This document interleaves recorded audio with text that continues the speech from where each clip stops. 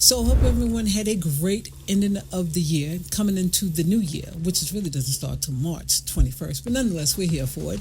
Happy New Year to those who celebrate in 2023, New Year on January 1st. Now let's talk about what's going on next week, January 7th. 2023, we have Jaron Boots Ennis fighting. Let's talk about some of the pound for pound fighters that Boots actually have cleaned up in the ring. December 19th, 2020, Chris Van Heeden, which was a great match, came in there, knocked him out, cleaned him right off the ring. April 10th, 2021, Sergey Lepinets, which was another great fight. Lepinets has never been down his crib, never been knocked out. Ennis came in there and knocked him right on out. October 30th, 2021, Thomas Dulamy, which was another great fight. Ennis came in there and knocked him straight on out. May 14th, 2022, Castillo Clayton, which was another great fight. Of course, Ennis came in there and just destroyed him and knocked him right on out. January 7th, 2023, coming up next week, Karen Chukhazan, if I'm saying his last name correctly, and I strongly do believe Ennis is going to win against this fighter as well. Like I said, I don't think that Ennis need any of these A fighters to prove who he is. Eventually, they're going to come and knock on his door. They're going to have to come and see him eventually, Crawford, Spence, and whoever else want the smoke on the side. Because I think, to be honest with you, there's a little fear going on with a lot of these A fighters. That shirt that Spencer put out, I think that's going to see both of them are going to be behind that door in a minute, looking at Ennis like, is this real? Can we really deal with this? It's going to be really funny to see. Anyway, I got a little soundbite of the father speaking on the 120-day vacate rule against Spence. Let's check it out. You know, he's been in the game for a long time. You know what I mean? And with when he fight, taking the chance of fighting Boots, it's high risk, no reward. People don't like hearing that, but I understand where he's coming from. He on his way out. He's trying to make that much money he can. So if he fight Boots, taking the chance of fighting Boots, and look what's gonna happen. You know what I mean? He might not win. You know, that's what he's thinking in his mind. Now, at this point, he's talking about Crawford's abilities to fight. Now, we do know Crawford's a great fighter, but I also agree with the fact that when he said Crawford wants to smooth out of here, and I do believe that. You know, nobody wants to leave out with a losing record. I think I just expressed that. But nonetheless, let's continue on with Booze. I think Crawford did what he's supposed to do.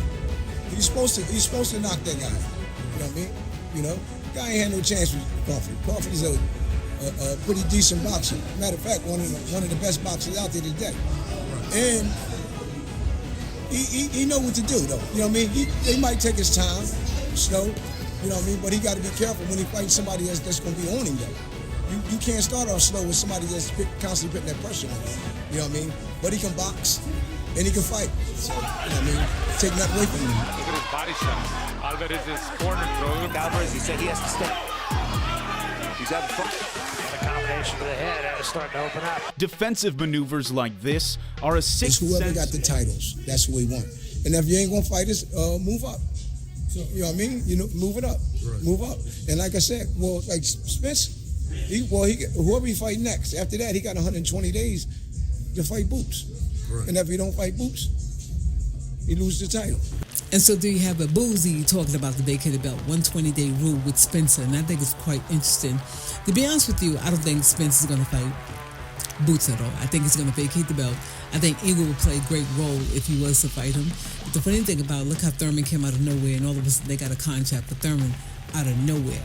And the same thing happened with Crawford. You know, Crawford was supposed to fight, Ennis, and then of course another contract came out to another fighter, a fighter they then pulled out the backwoods. And all of a sudden now, Ennis is getting duped to not fight two great A fighters right now. And what's really going on, somebody did a drop, and we was trying to get the soundbite from him, but he made a really good point.